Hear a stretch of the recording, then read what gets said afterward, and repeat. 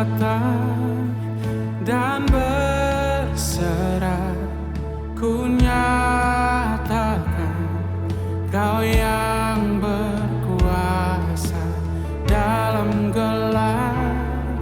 Kau setia, Kau cahaya hidupku.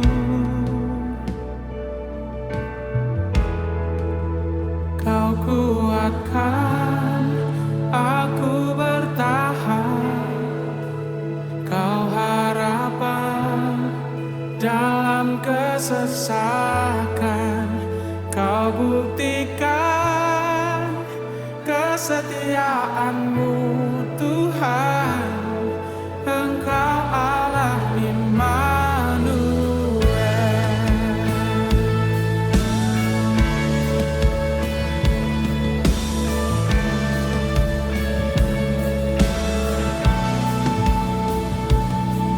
Bapa-Ku datang untuk menyembah, ku nyatakan Kau yang bertahan dalam lemah.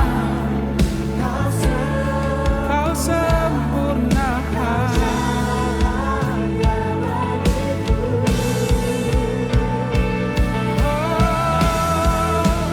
Kau buatkan aku bertahan, Kau harapan dalam kesesakan.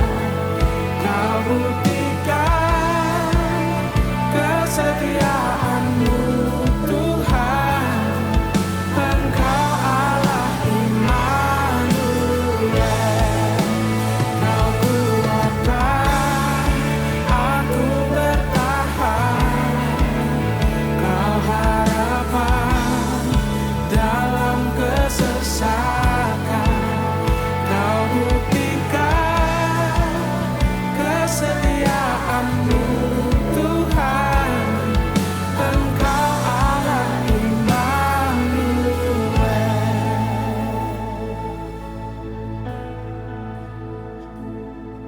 Immanuel,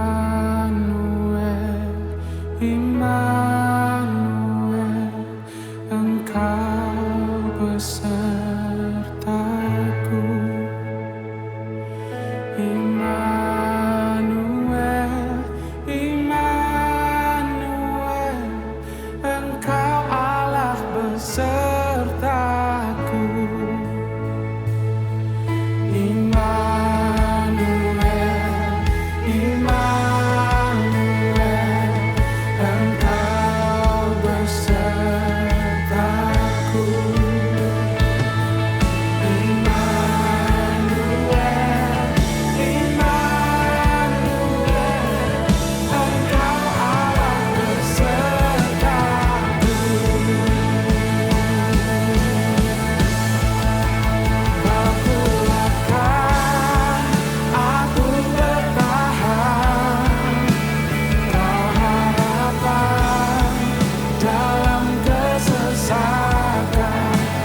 Kau buktikan kesetiaan-Mu Tuhan, Engkau Allah Immanuel. Kau kuatkan aku bertahan dalam kesesakan. Kau buktikan kesetiaan-Mu Tuhan, Engkau Allah Immanuel. Engkau Allah Immanuel.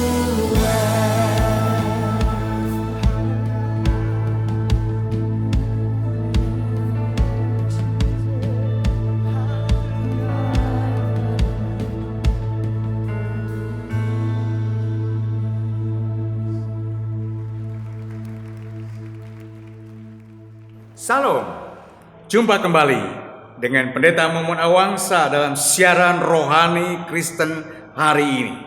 Tema kita semakin kuat atau semakin lemah.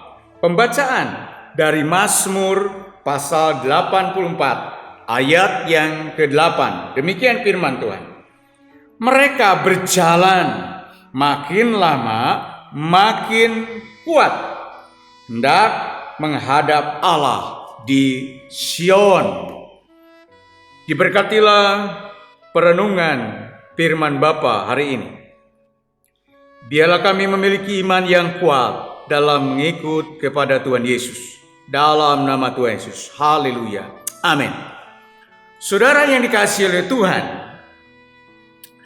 ketika kita dihadapkan kepada persoalan, kepada tantangan, apapun itu masalah dalam kehidupan kita, ada dua sikap hati yang terdapat dalam diri kita masing-masing. Yang pertama, sikap hati yang pertama adalah sikap hati yang memandang persoalan, tantangan, pencobaan, penyakit itu dipandang adalah positif memandangnya. Lalu ada juga memandang, yang kedua adalah memandang negatif. Nah, saudara yang dikasihi oleh Tuhan, setiap orang dalam respon ini, saudara-saudara yang dikasihi oleh Tuhan, ada yang dikatakan tadi memandangnya dengan positif, dan juga ada yang memandangnya negatif. Nah, saudara yang dikasihi oleh Tuhan, apa yang terjadi dalam kehidupan kita ketika kita menghadapi masalah, tantangan, pencobaan, segala penyakit? Saudara yang dikasihi oleh Tuhan, mari kita lihat di dalam firman Tuhan.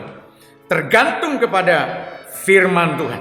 Mari kita lihat di dalam 1 Korintus pasal 3 ayat yang ke-12 dan 13. Demikian firman Tuhan. Entahkah orang membangun atas dasar ini dengan emas, perak, batu permata, kayu, rumput kering, atau jerami? Sekali kelak pekerjaan masing-masing orang akan nampak, karena hari Tuhan akan menyatakannya, sebab Ia akan nampak dengan api, dan bagaimana pekerjaan masing-masing orang akan diuji oleh api itu. Demikian firman Tuhan.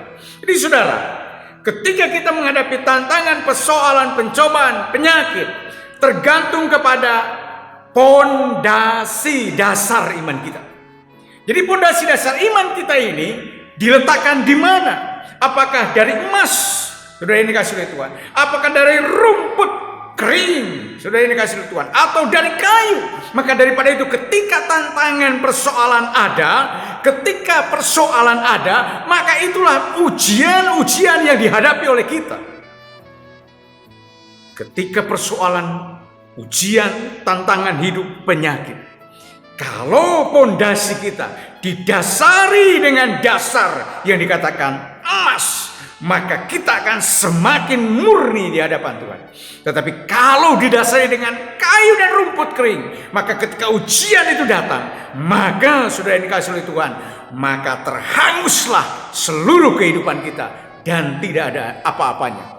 Maka daripada itu, saudara yang dikasihi oleh Tuhan, mari bagaimana supaya kita mendapat kekuatan? Yang pertama, bangun pondasimu dengan pondasi yang daripada Allah. Dengan satu adalah persekutuan dengan baik dengan Tuhan. Lalu yang kedua, tinggal dalam firman-Nya. Ingat akan janjinya, ingat akan kuasa Allah, tidak pernah terbatas oleh siapapun. Dan yang ketiga, berbuatlah baik, kasih kepada semua orang, termasuk dalam diri kita.